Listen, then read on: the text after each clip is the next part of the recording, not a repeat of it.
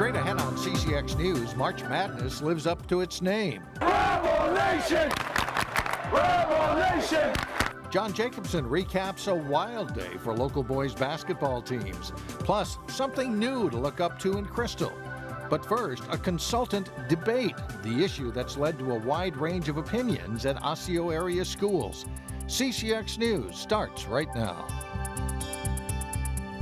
Hello and thanks for joining us. There is debate over how to address racial disparities in Osseo schools. The school board is split on whether to keep a consultant that's been training staff on racial issues, including narrowing the achievement gap. This program has given the teachers the vocabulary to use in the classroom to teach the kids to overcome the uncomfortableness that is around race. The debate is whether to keep a West Coast consultant called the Pacific Educational Group, or PEG. They were hired to work with staff on curriculum and communication in a district that's made up of 54% students of color. We've made so much progress together. The district, the community, PEG. And that progress is at stake. Community leaders, parents, and teachers lined up to make the case to keep PEG training in the budget. My work with Pacific Educational Group over 10 years has taught me how to be an effective white teacher in a classroom of non-white students. Another teacher says Osseo schools have begun the work, but it's only a start. I strongly believe that it would be a gross disservice, a grave oversight, to accelerate the phasing out of PEG. The proposed budget would reduce money spent on PEG and eventually discontinue it, with the savings going to direct classroom services like bilingual assistance. One school board member says the training is helpful, even though it moves some people out of their comfort zone. The PEG training rubs some people the wrong way. Some of the words are perhaps a little spicy for some Minnesotans, but I don't think that's necessarily a problem. I think that some discomfort helps us grow. Others said money can be saved and the work can be done in-house. Our school district has spent in the top 5 in the country towards PEG, but we have not seen specific results that correlate to that amount of money when we can be bringing that in-house. I fully support the idea of having Osseo values, Minnesota values ruling the day here, not San Francisco values.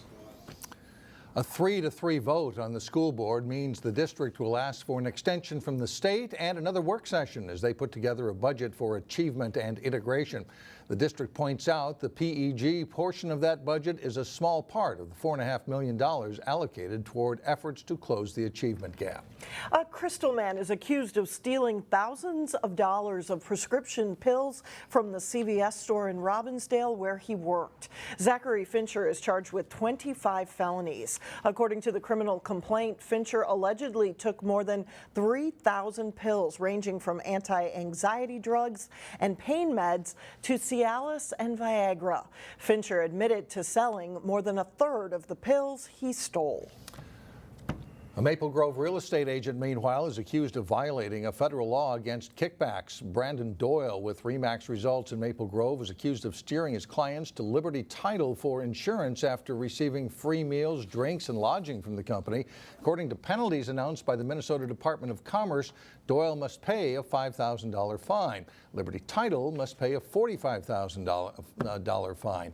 Doyle strongly denies the allegations. He told the Star Tribune the increase in referrals to Liberty Title actually helped his clients save money, and he only accepted the penalties to avoid an expensive legal fight. A Scandinavian home decor retailer in Golden Valley is closing its bricks and mortar store to focus on online sales. Always Mod is closing the Golden Valley store on Decatur Avenue. It specializes in modern home goods, dinnerware, glassware, and furniture, with most of its products from Finland and Denmark. The company will shift to online only with the website finstyle.com, which was the company's original name until it relocated from Minneapolis to Golden Valley. The move will affect its part-time staff, who will be laid off. March Madness basketball fever isn't just a college thing. That's right. In Maple Grove, they are all fired up as the Crimson High School boys basketball team makes another run for a state championship. Go Crimson, go gold, go Crimson and gold. Go Crimson, go gold, go Crimson and gold. bound for the Target Center in Minneapolis. Around 300 Maple Grove High School students loaded onto 7 buses Wednesday afternoon to see the boys basketball team take on Andover in their second straight state tournament appearance. And as you can imagine, there was plenty of excitement in the school halls, even among freshmen. A lot of energy, you know, kids were lining up early in the morning to get their passes to get on the bus and get down to the stadium. The Maple Grove team had a 27-2 record heading into today's game. And Maple Grove wasn't the only local school getting in on the state tournament fun. The top-seeded Champlin Park boys basketball team kicked off quarterfinal action this morning at Target Center. And as Delane Cleveland reports, the Rebels' loyal fans were excited to cheer them on. Basketball games don't usually start at 10 a.m. on a Wednesday. 1, 2, 3, Rebel Nation! But this is the state tournament. It's fun. I mean, it's good to be back. And the Champlin Park faithful came out in full force. I know we just come out here and have fun. I gotta be quiet right here. I gotta be quiet. To cheer on their undefeated Rebels from the packed Target Center stands. Whoosh! We are the CP sixth man. 5 guys on the court, we're the 6th one. Hey! You suck! I'm sorry. Senior Luke Brynjolfsson was the unofficial leader of the CP sixth man. We try to keep it as loud as possible for as long as possible. Get in there. Oh! It's a group composed of rowdy students who decided to wear Hawaiian shirts because, well, why not? We do a lot of solid colors. We do blue, we do white, stuff like that, but sometimes it's nice to keep it wacky and let the people dress how they want. Wacky is also a good way to describe the game itself. We got this. We're going to come back. We got it. Champlin Park trailed Chaska for much of the second half. It was unfamiliar territory for the top seed in Class 4A. They're not playing to their potential. We've watched them all year. They've played at a high level, and right now they're not where they're supposed to be. But in a game like basketball, it doesn't take much for momentum to change. Right now! And for these fans, the hope is that their efforts help influence the outcome. We like to chirp at them, let them know that we're in their heads and we're going to be the whole game, and it usually works. In Minneapolis, Delane Cleveland, CCX News. And for full highlights for all of today's tournament action with Champlin Park, Wayzata, and Maple Grove, John Jacobson will have that coming up later in sports. The popular Rec on the Go program in Brooklyn Park and Brooklyn Center will be expanded. A $90,000 legacy grant from Super Bowl 2018 will help make the upgrades possible. The Park and Recreation Department will use the money to buy a new vehicle, equipment, and other supplies. Officials are also starting an evening teen program. Rec on the Go provides services to neighborhoods with limited mobility and barriers to recreational programs. Crystal residents will notice something new at City Hall. Officials unveiled a new city flag on Saturday. A community outreach task force worked for months to come up with a design. The different shades of blue represent the sky and water and other resources, but a white star is the main focal point. And then there's a white star that can also represent a crystal ball or a guiding light. But they also, there are 14 rays on the star, and they represent the 14 neighborhoods in Crystal. The Crystal workers plan to install the flag across the city in the coming weeks, and they hope the flag will bring about a sense of community. And we can kind of instill this pride, and that's already there, but we can bring that out in people and we can put it forward. Maybe it'll be easier to hold on to that small town feel for many years to come. The flag was designed in-house and only cost about $200 to reproduce. You can buy a flag through the city's website. Coming up, an inexpensive way to get a different clothing look. It's a way that has caught on in Robbinsdale. And then later in sports, highlights you don't want to miss as 3 teams from the northwest suburbs start play in the state boys basketball tournament. But first, it's clouding up. Thursday includes a chance of rain. A small event to swap clothing between friends in Robbinsdale has caught on in a big way. And the West Metro Clothing Swap has grown to be a community-wide event. As Shannon Slatton explains, more people are catching on to this money-saving idea. If you've ever wanted to raid your best friend's closet, then there's an event in Robbinsdale that might be right up your alley. Patty Paulson, one of the directors of the West Metro Clothing Swap, joins us. Now, Patty, what's a clothing swap all about? Well, Shannon, women bring clothing and other accessories that no longer work for them, and they come back from the event with things that do. Very simple. This is some of a sampling here of what you guys do. Right. We've got dresses and scarves, undergarments even, purses and shoes, just about anything you can find at a retail store. And women come in, they lay it out, and then you go through it. Right, according to size. So we've got everything from extra small to extra large. All right. Now, Angie, you've been through this. What's it like coming into it for the first time? It's exciting, the thrill of the hunt. You never know what you're going to find. You can find your core pieces, your day-to-day go-tos. You can find specialty items for that special occasion. You can find jewelry, purses, accessories. You can also find fundamentals to jump off to those new creations that you want to get creative with. It's worthwhile to mention you're starting your own clothing swap in the East Metro, so women can actually start one of these on their own. Yes, you can. All you need is a desire to share with what you have. There's treasure out there. All right, definitely. Now, Patty, kind of wrap it up for us with what people need to know if they're going to come out to the event on Friday, March 31st. Sure, we start at 7 o'clock. Women bring their clothes then. 7:30 is go time. And just to make sure that your clothes are clean and in good enough condition that you would bring them to a friend. Very good. Thank you very much for joining us. Of course, we have more information posted on our website. Mike and Alex, back to you. All right, thanks, Shannon. It costs $5 to get into the swap, and afterward, all the unwanted items are donated to different charities.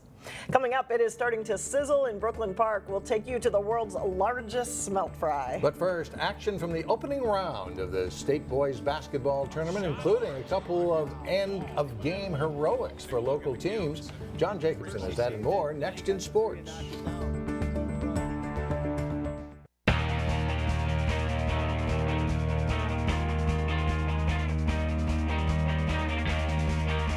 To sports. It's a great field for the state Class 4A boys basketball tournament this year. 3 local squads are in the field of 8, including top seed Champlin Park. They face Chaska in the quarterfinals. The unseeded Hawks played well right from the start. Miles Hansen, their leading scorer, hits a 3 to get them out to a 14-6 lead.